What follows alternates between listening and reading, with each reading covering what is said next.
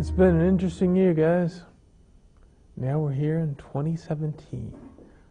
What are we going to do this year? It's going to be an interesting time, but today, thought we'd get a chance to tell the Chicagoland public what's happening in certain areas, real estate, what's happening, mortgage markets, what's happening, and in the financial markets, what's happening, what they need to know, and how we can provide them with information. So tonight I have some pretty sharp people involved in that area, and I'll let them introduce themselves, just to give you a little bit of background about what they do and how they do it.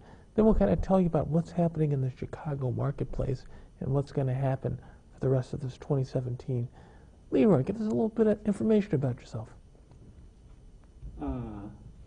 Leroy, CEO of Mills Realty. We're in the north side of Chicago, 2640 West Touhy. Been in business for the past going on 30 years. Have a long career as a real estate agent, then become a broker, and now a managing broker and CEO of Mills Realty at this time. Okay, 30 years, huh? Yeah, been around a long time. It's about longer than I've been alive, huh? Well, been around a long time. I've helped a lot of people. I focus a lot on first-time buyers, but I do have, we do deal a lot with investors, but I try to help buyers get into their homes. And just, be that liaison between the buyer, the bank, and try to put them into their large investment.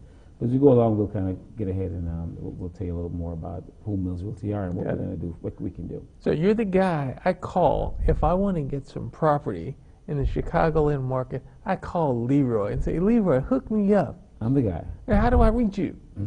You reach me to us. You can go to my website at millsreal.com. That's millsreal.com. You could call me or at 773-764-9547. Okay, hey, at least I got the contacts and said, hey, hook me up with some property. Or info at mills1realty.com. Been in business a long time, as I said, and I'm pretty much familiar with the entire Chicagoland market. Okay. North, south. I am on the north side of the city, but there's a lot of work on the south side also. So south side. So I'll be able to do. I am pretty much familiar with the neighborhoods because I've been in business a long time. What about Inglewood? Actually, I have my own investments there. So okay. So we're gonna have to talk a little bit. We'll talk a little about that later. No question. Yeah. Will I be able to get some financing? But let's introduce you, sir. Sure. I'm Peter Streff. I work for a company, Guaranteed Rate, and I'm a VP here at the company. I've been in the business a little bit over 25 years with home loan originations and also commercial financing. Okay. Guaranteed Rate is one of the larger mortgage bankers in the United States. Okay. So we're positioned well in the United States. We're licensed in all 50 states, so we can originate loans from Chicago all the way to the East Coast or West Coast. So any place you want it. Anywhere in the United States. Anywhere in the United States. Anywhere. And also the affiliates, like possibly islands or the islands that are around the U.S., or is that different? Where? Islands that are around the U.S.? No, pretty much the continental United States. Okay, so continental U.S. Even though we'd like to go to the islands on a weekend. I mean, that's not a bad thing. I was thinking, hey, get some things in, Jamaica or something like that. That would be excellent. Not yet. Got it. But maybe to come. What's the best way for folks to get in contact with you when they want this mortgage? I have an email. It's peter.streff@guaranteedrate.com. Or my phone is 312-415-0884. Got it. Now, the next few minutes that we'll be talking about what's happening in the marketplace, I need you guys to tell me best way to get property in the Chicagoland market, best way to get the best rate in the Chicagoland market, and how I don't have to put no money down. Well, the no money down is definitely out of the picture. But you say that that's not going to happen. Need a little skin in the game is what I call it when it comes to financing. We'll talk about that. Again, from Blair Capital standpoint, 312-593-2062. Working on the markets right now. I got the Dow that's going up pretty substantially these days. We're up 25% between last year and now. And we're expecting the Dow to hit over the 20,000 mark. That's going to happen in this year. And I think it'll have some legs. We're going to see this market continue to go up. And there's some areas that I think are going to be very attractive. I think banking is definitely going to be an attractive marketplace. I think real estate is going to be an attractive marketplace. And I think there are a number of good companies out there on the technology side that are definitely showing that they have some things happening. And of course, I will throw out the fact that I do have some investments right now in a few marijuana companies. They are publicly traded, so hey, just let you guys know, this is not bootleg marijuana. We are approved by the SEC to actually distribute the marijuana in the companies. And right now, that's another area I'd love to talk about in a little bit. But give me the background on what's really happening in the Chicago market. Is real estate real right now? Because I see a lot of people getting back into real estate. They don't remember what happened in 2008 when everybody lost their pants, but what goes up goes down, and we have cycles. That's the way the economy works in America. But what's going to be different now in 2017? Well, I think if you go back to where we were in 2007, 8, when everything crashed, I mean, a lot of investors lost a lot. The trend is now, I mean, the market is coming back. It's roaring. I mean, I was talking to brokers, just kind of tag team with a couple of brokers. And even it's the beginning of the year, and they are very hectic. A lot of buyers are coming back into the market. A lot of agents are coming back into the market, trying to come back into selling property.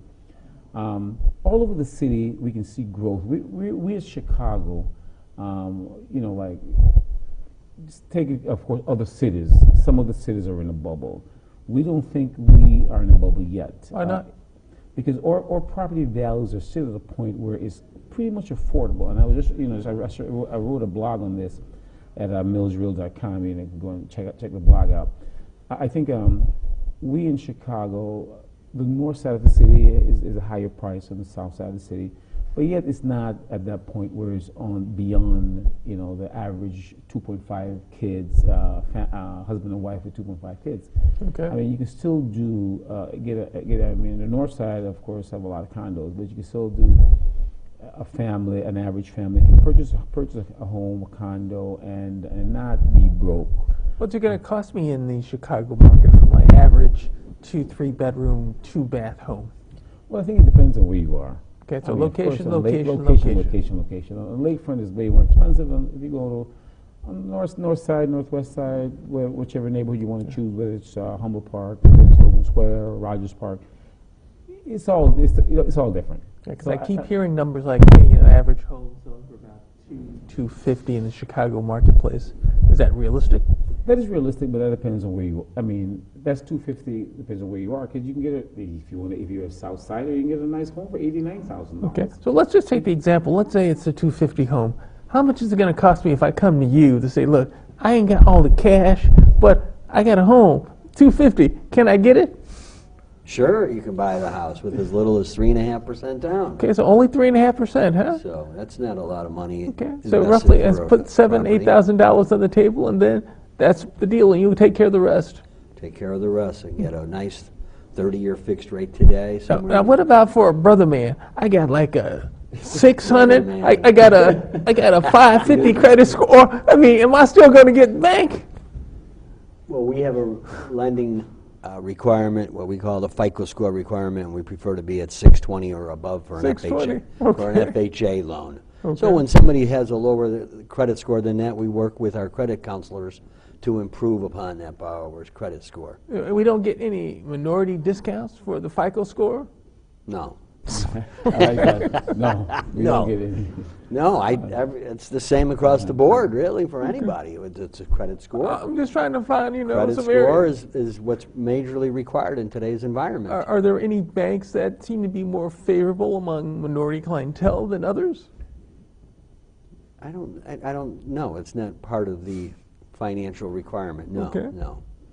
First-time home buyers in the state of Illinois can qualify for a first-time home buyer program through the Illinois Housing Department Authority, right. And they could do an FHA loan through that in combination with IDA with a credit score of 640, okay. And they could buy a property with 3.5% down, and part of that down payment comes from IDA, because they'll grant that first-time buyer up to $7,500 to work towards their down payment or closing costs. Been working with a lot of clients that understand that first-time home buyer program, some great values that are out there, and we do have some ways if people haven't necessarily been able to pay their bills on time and the scores have got screwed up. We do have some options that can help to clean up the credit, and that can be done. It may take you a little time, but those properties can still be purchased. Don't feel that I got the credit score is too low and people aren't going to give me the money.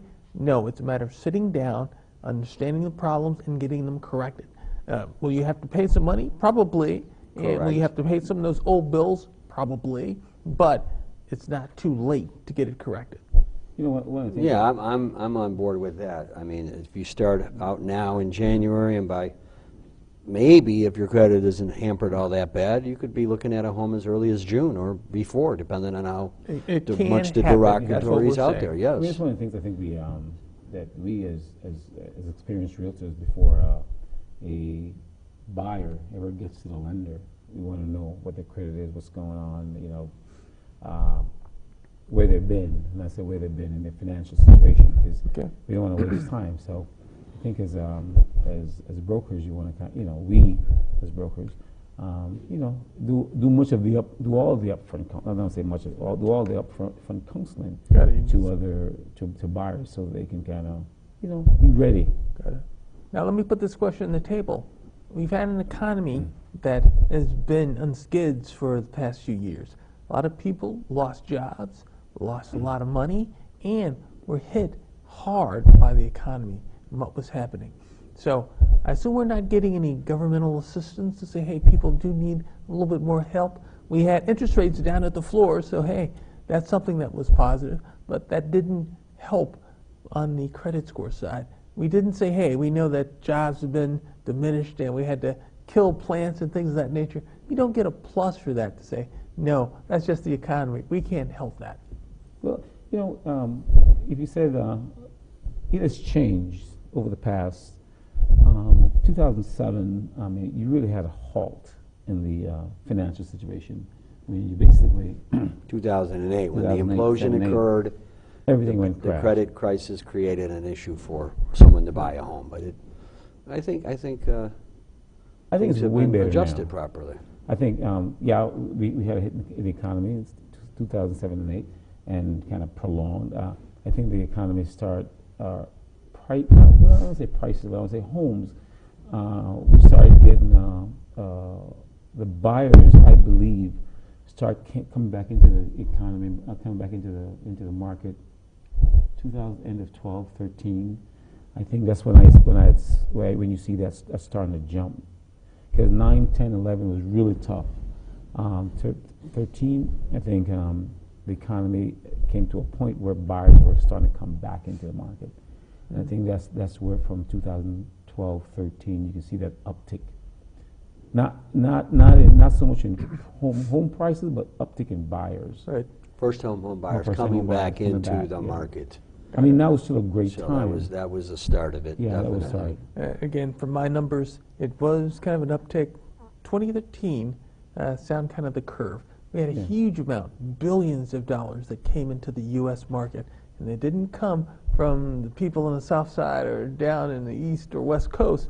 It came from Asia, came from India, and came from Europe. And these are dollars that were buying up properties in the U.S. marketplace because they felt they're undervalued and they would be a good place to put money into. Asian market's been weird. Asians will come in, I don't care what the property is, I think it's good value here, and cash, you need $1 million, here you go, pop me up a few properties. And they will sit on this stuff and just let it grow. And they define it as a good investment. And that's what I've seen in the U.S. market. I have a problem with that because we have a lot of people in certain communities that are priced out given this outside money coming into the environments where the property values go up, but the average working person now cannot afford them because the prices have escalated far beyond where they should be. Is there going to be a change in this type of thing? Yeah, but I think to counter that, I still don't think, even though prices have gone up, I don't think it's where the average working family, when I say the average, you know, you're $30,000, $40,000 a year average working family. I think there's still good value in the Chicagoland market, Chicago itself, because whether you're, let me say in Rogers Park, and you're trying to get a 2-bedroom condo for your wife and kids and 2 kids, or I mean, if you get into Lincoln Park, of course, a little bit more expensive and down, you know, but Rogers Park, or Auburn Gresham on the south side, the southwest side. I think you still have value in Chicago. I mean, I stress that because I do a lot of Chicagoland market, and I think that and I know that the average family can still afford property in Chicago. I'm totally pro on buying property in the Chicago marketplace. There are other areas that are definitely not Lincoln Park because it's very expensive. But you're right. There's still the north side areas like Avondale's an affordable area right now. Some of them, Albany Park. Albany Park is affordable. So Rogers Park. Yes, a condo might be in 150 range, and a single-family home, 300, 275. It's reasonable when husband and wife are both working. It's not easy today when you just have the husband working. It might be a stretch, but now, here's my question. I get clients who say, look, I got money. I want to pick up some real estate. Where's the best value for me to buy some property?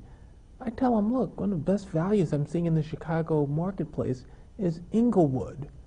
I looked at the marketplace. You can still pick up some good property. I picked up a 13-unit building for pennies, and that still exists in the Inglewood marketplace. But people don't look too favorable. Say, look, murder capital of the world, we're looking at Inglewood. Look, I grew up in Inglewood. Hey, there's going to be shooting no matter what, no matter where we are in this country. We got guns. Guns get fired. That's just the way it works. But value of properties, I think there's some properties that could be picked up well below market value. Marketplace. Yeah. Now, my question comes back, what about financing? Is that still doable in, let's say, that area? Yes. Okay. Yes, I'm actually do some financing there on multifamily units, 25% down, but yes, I'm financing a couple of properties down that area. Okay. If an investor wants to buy in the area, sure.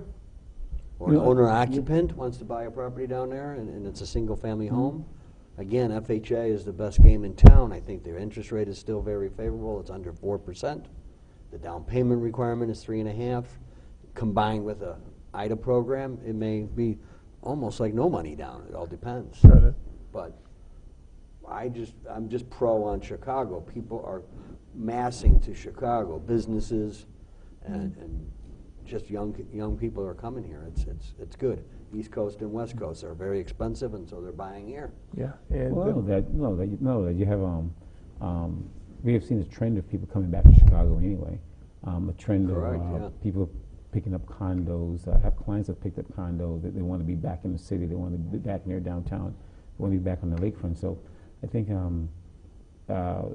you still have the suburban people who want to stay out there, but I'm going to say the baby boomers, we have some baby boomers want to come back. They want to be downtown. They want to be in the activity.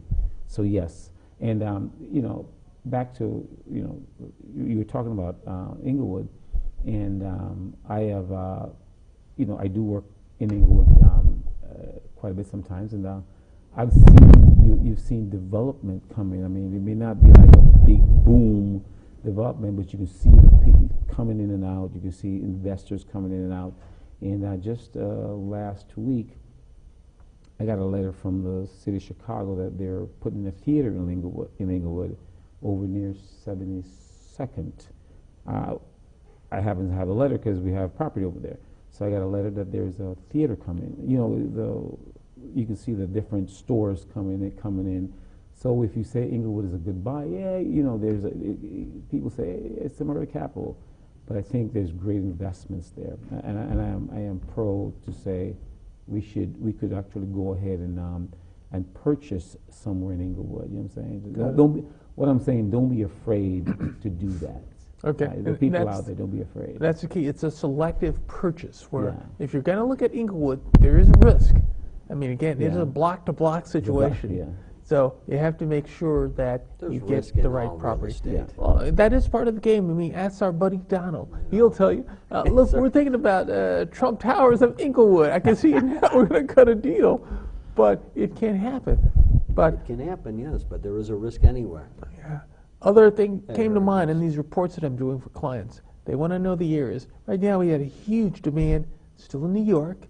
We got huge demand coming into Canada these days from the Asian dollars that are coming through, and West Coast.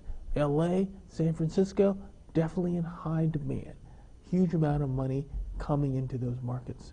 And again, I just hate the fact that they're driving up pricing to make it ridiculous, because we were in this problem once before. Yes, we were. Prices were going through the roof, and people couldn't afford. The people who had to do the work, who had to be at the McDonald's or be at the hotels, couldn't afford to live close or anywhere close to where they worked. And I think that's a bubble that we are starting to feel right now. So issues that we're going to have to deal with. But on my side of the coin, I manage money for clients. We look at opportunities. And right now, all the people that are watching this program, we're trying to say you're going to have to be opportunistic. And what do I mean by that? You're going to have to look at where you want to have your investments go, what do you want to achieve with those investments, and how long do you want this to work? Because that's the thing I've really put on the table for clients. How long are you going to work? How fast do you have to have this grow? And at the end, where do you want to be? For me, this is an example. I want to get married again. I was once married in that world, but again, I have my daughter, 7 years old, so right now, I look for her at college, get that taken care of. And she's going to sell me out because she wants to go into med school, and she wants me to teach for Northwestern. I teach for graduate schools, and I'm being forced to go slave at Northwestern so I can pay for her med school. They will give me a free ride, I'm understanding, but that's another story. But my target is to take care of my child, take care of my health, and finally pick a place to relax. An ultimate goal, I could think, going to South America, where I could find a neat little spot, possibly in Belize, which is a hot growing zone these days. Wow, that's one heck of an endeavor here. That's good from finance and real estate. Let's stick to the Chicagoland market. Okay. Let's stick to the Chicagoland market. I think what most important that I think I want the viewers to know is that buying real estate, and for the people who don't have real estate now, who don't, that's one of the most important things to have. I think we as a community need to buy real estate as much as possible. I think we need to, get our credit together if we don't have it together, get our jobs together, and if we don't have it together, and turn around and actually go and buy real estate. I want to encourage, folks who are watching this program to think seriously. I mean, I have people come into my office all the time. As late as last night, I was in my office at 9 o'clock, and I have a lady come into my office, and she's paying $12 and want to pay about $14, $15 a month. And I'm telling her, why are you going to do that? You got a job, you're making good money, and they have no idea. You realize people don't have any idea how to purchase, and they come into my office saying, well, I need to rent a property. I like to pay about $1,500 a month. I'm like, that is crazy. But they do that. And unless you sit and you counsel these people, they will always be tenants for life. So I think it's I want to reach out to folks who are especially who are paying rent more than $1,100-$1,200 a month. Then they need to come in, sit down, come into my office, sit down. Let's talk about how they can own property. And I've been in a situation where we've actually helped people like, okay, this is your credit now. Let's stay where you at for the next, because you want to move out. Stay where you at for 3 months, 4 months, and let's get your credit back on track. And I think that's what I want to bring to the table by telling folks, listen, come in, call us at the office, call us, let us figure out whether or not it's worth it for you to purchase a home. Let's figure out what situation you're in, where you work, what kind of money you have, how we can generate some money, and then purchase property. Because that's my goal. My goal is to help as many people as possible purchase their own home. Got it. And that's again a big job that a lot of people had that thought in mind a few years ago. Then markets go south and say, oh no, I want to get this thing. People were walking away from a lot of the real estate that was picked up less than a decade ago, just because the markets had crashed. But trying to explain to them how they can protect themselves and not have to go through those types of things. And I do a lot of analysis for clients. Where do they want to do? What's the income, cash flow goals? What type of property do you want to have, and how much do you have to make? And how will banks look at you? Because again, banks, if it's going to be an owner-occupied type building, maybe a 2-3 unit, you don't have to go on the commercial finance side. It's a little easier type deal. But those are things that people need to be educated to, and we try to make that educate for Peter, them. Correct. What I'd Yeah. like to do is maybe, and I know, I mean, me and you know about the IDA program. You want to maybe expand a little about the IDA program, because some people, they don't have, they have $1,000, $2,000, and we can actually get you some help.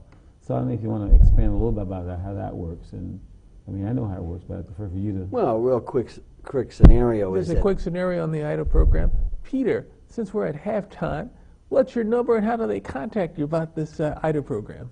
my number is 312-415-0884. Okay, and what's this IDA program? How's it going to So help you? IDA, the Illinois Housing Department Authority, will offer a grant up to $7,500 for a first-time home buyer. Okay, A first-time home buyer is anybody that hasn't owned a home in the last 3 years. So they may get that grant, which could help them for a down payment. And a Okay. down payment on a $150,000 house with 3.5% down would be under that $7,500 threshold. so again, as long as I hadn't owned a home in the last, Last 3 3 years. years. It's not that I could have owned homes before, Owned a 10, home 20 years before that, ago. But in the last 3 years, we're okay. Got it. And it's a pretty good program. I think it's a great program. Well, If somebody yeah. doesn't have some money saved, they can get a fair interest rate. You know, you pay for stuff with the grant instead of getting a 3.75 rate. You might pay 4.25, 4.5, but Okay. you're still getting help with the down payment. Now, what if I was like divorced and ex-wife Well, took my listen, property? let me just stop.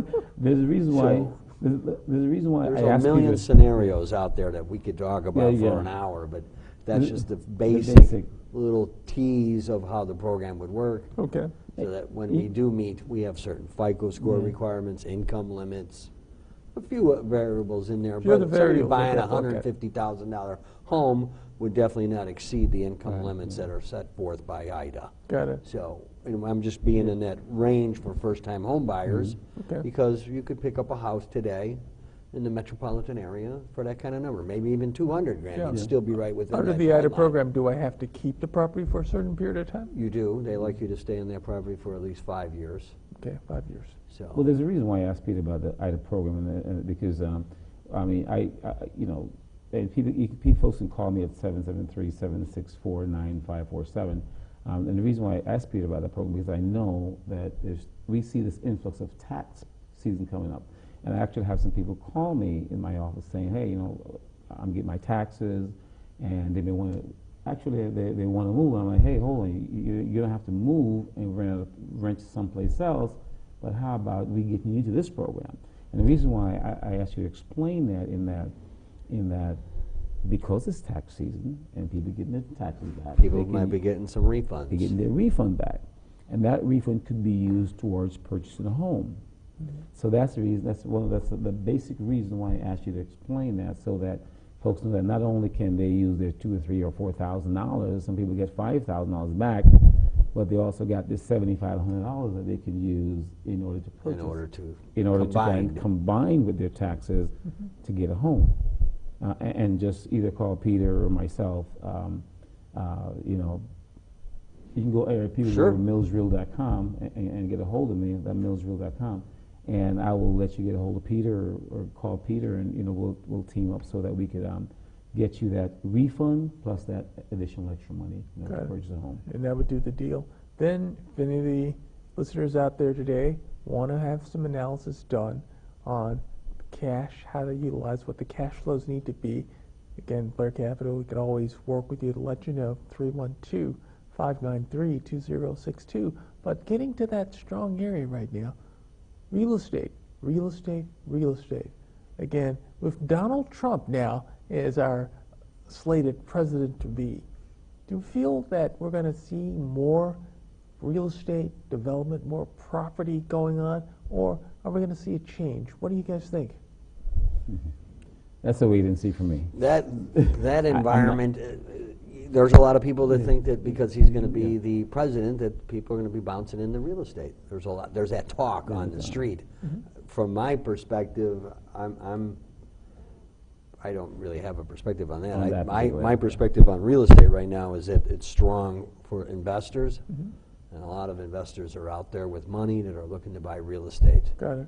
Another So perspective is that I the see outlook for the year is phenomenal, not only coming down from guaranteed rate, but from other banks that I do business with. Okay. They're expecting the market to be as strong as ever. Got it. I think it's going to be a strong 2017. I think prices, I think we're turning the corner to be a seller's market.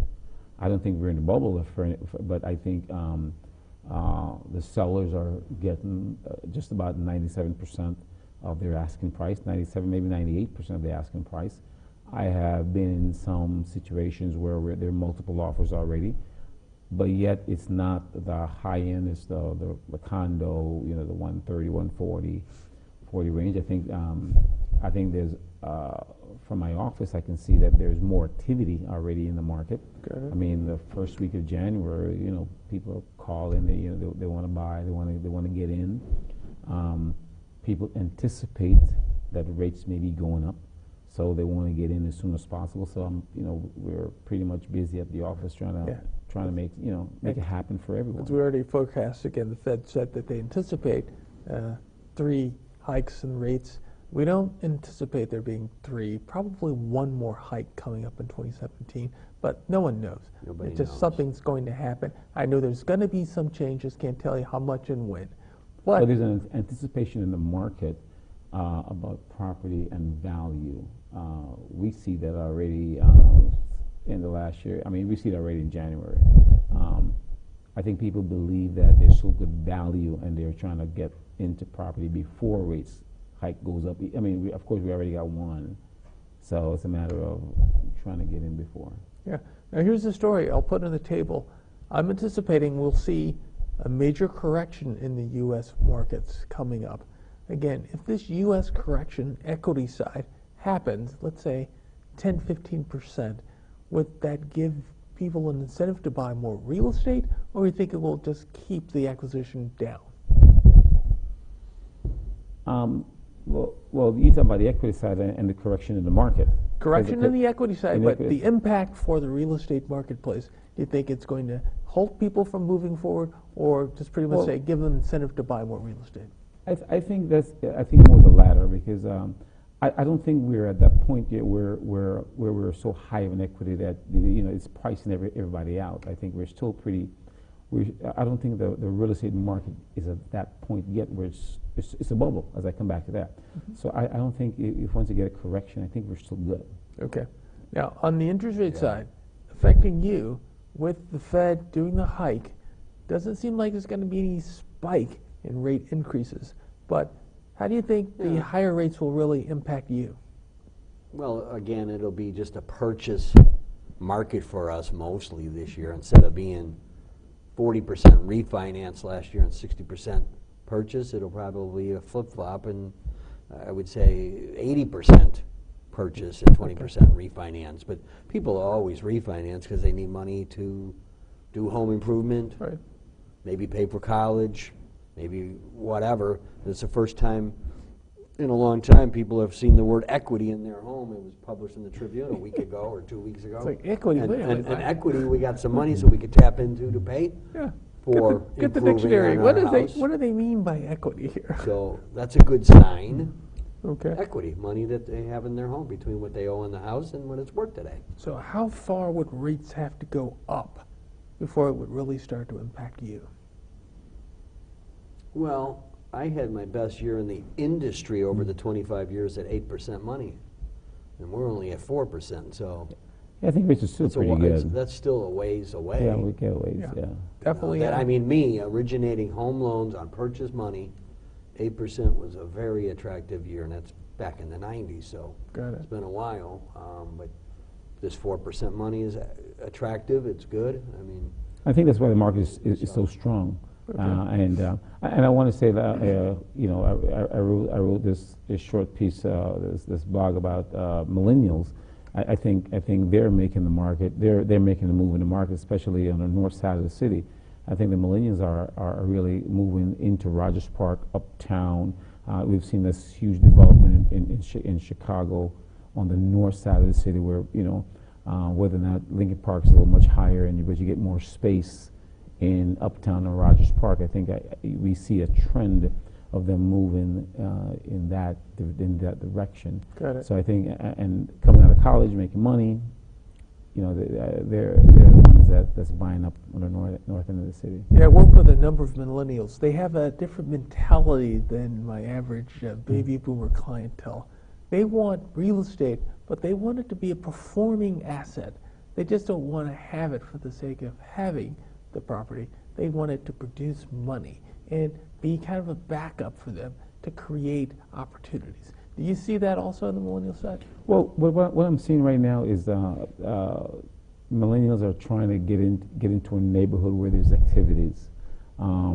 If you look in the real estate market. In the real estate side, they want to be like on the lakefront. They want to be, you know, in nice condos. They're not looking at homes. I've dealt with a number of them who want to just kind of come out of school. They're techie. They're making $60,000. They just want to be, you know, hanging out.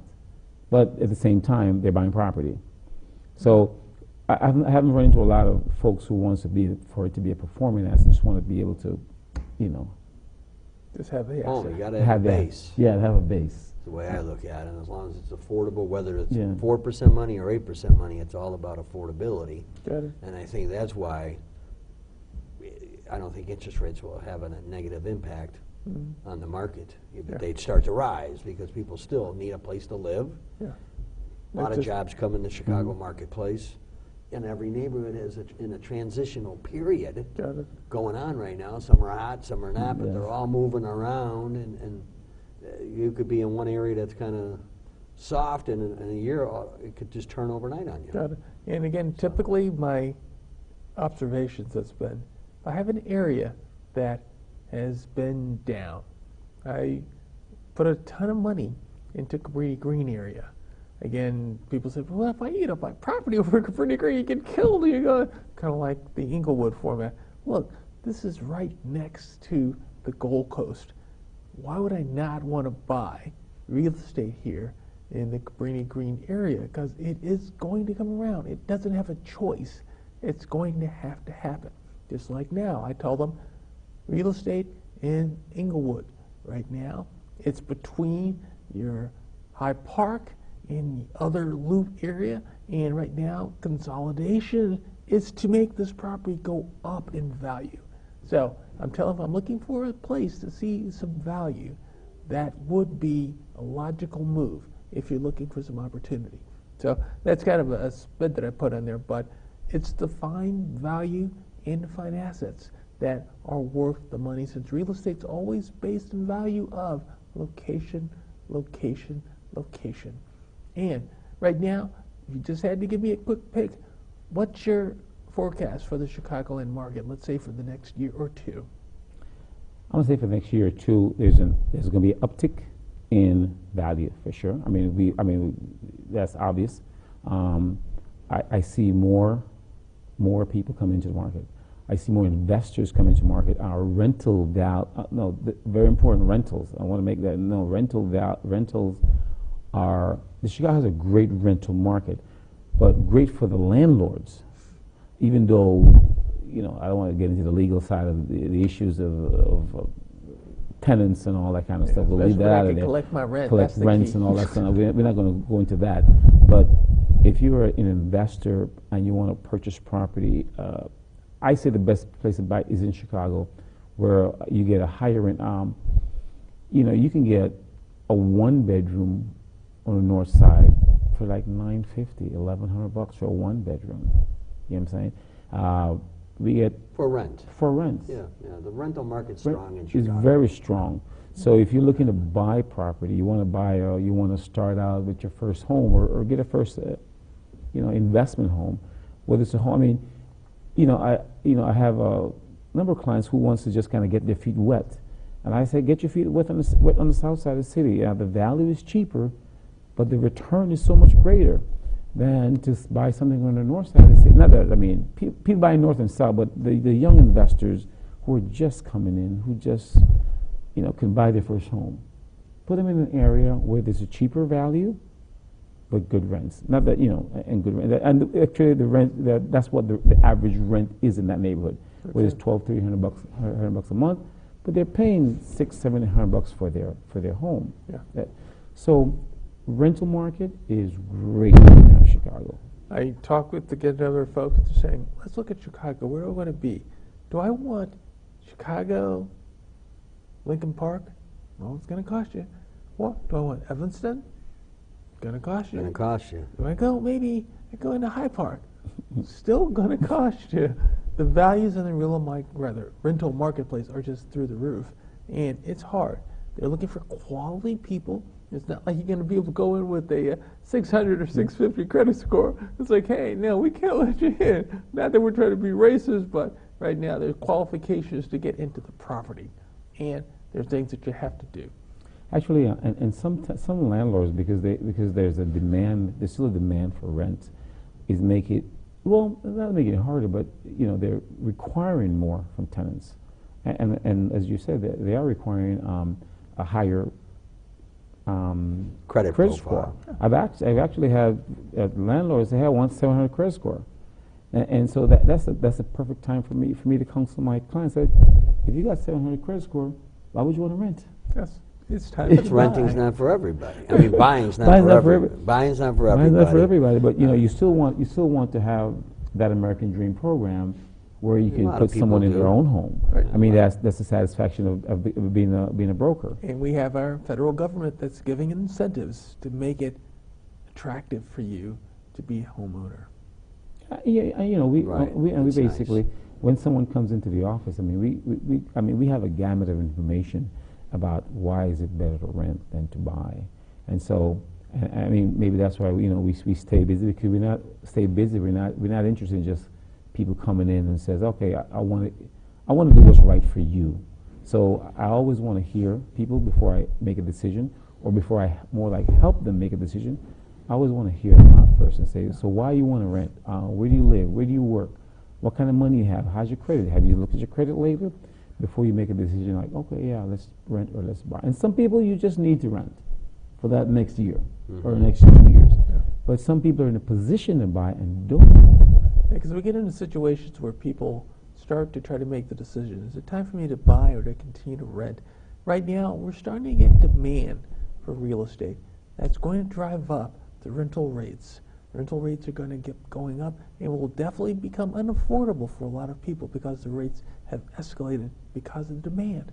So when these rates escalate so high, that's also in tandem with the prices of the value, because the present value of the home is based on what my rental cash flows will be, so that's going to determine the price today. So the real question is, there are a lot of factors that are going on, and I always tell people, well, when do I buy or when do I sell?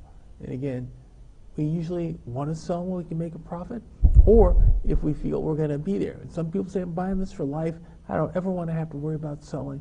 That's fine. That's another strategy. Right. But there are a lot of variables that will be there to determine what you do with the real estate. So we just try to educate people. And we turn to people like you guys to say, hey, what's the best strategy? How do I finance it? How do I buy it? What's the best strategy to put on the table? Well, I'll let Peter answer how do you finance it, but I think buying property is good if it's within your reach, yeah. To buy real estate, and I still think the best game in town for financing is FHA. Okay. Low down payment.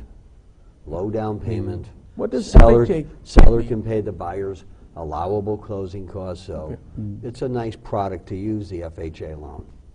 Okay, so It offers an FHA, attractive again, interest rate. I can get a property using FHA. It doesn't have to be low-income area or anything of that nature. No, Anyone FHA can buy using FHA buys FHA. Anybody anywhere. can use Anybody FHA. can use Now, it. are there restrictions on what you can buy using FHA?